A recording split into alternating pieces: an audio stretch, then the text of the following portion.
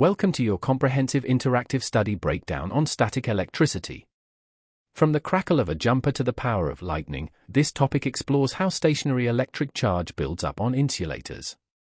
We'll cover charging by friction, electric fields, earthing, and how to secure top marks by linking concepts to real-world applications. Let's dive in. Let's map out the core ideas. Static electricity starts with friction, transferring electrons between insulators to create positive and negative charges. These charged objects then produce electric fields, which exert non-contact forces. Discharge occurs via sparks or earthing, often involving ionization of air. Understanding these three pillars is essential for answering exam questions. Turning to our core study notes, charging by friction is all about electron transfer. Every atom has protons and electrons. Protons are fixed in the nucleus, so they never move. Only electrons can transfer. When you rub a polythene rod with a cloth, electrons move from the cloth to the rod. The rod gains negative charge, the cloth gains equal positive charge. This is a fundamental rule examiners love to test. Let's walk through the process step by step. Initially, both materials have equal numbers of protons and electrons, so they are neutral. As you rub them together, friction supplies enough energy for electrons to leave one surface and attach to the other. The material that loses electrons now has more protons than electrons, so it is positively charged. The gainer has more electrons than protons, so it is negatively charged. Note, the total charge remains conserved.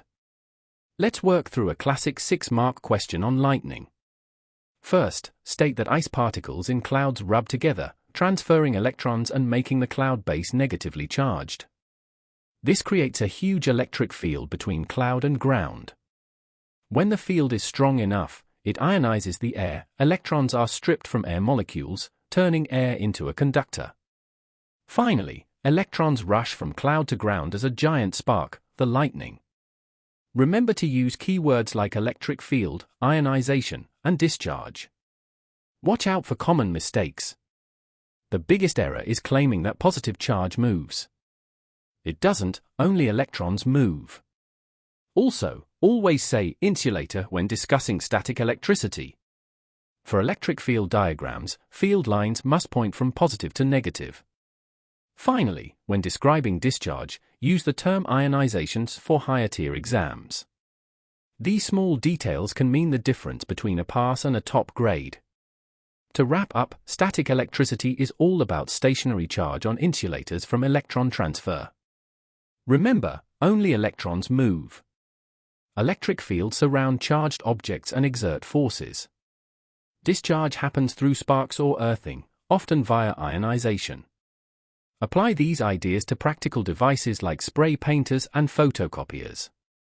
Use precise language and avoid common pitfalls to ace your exam. Good luck!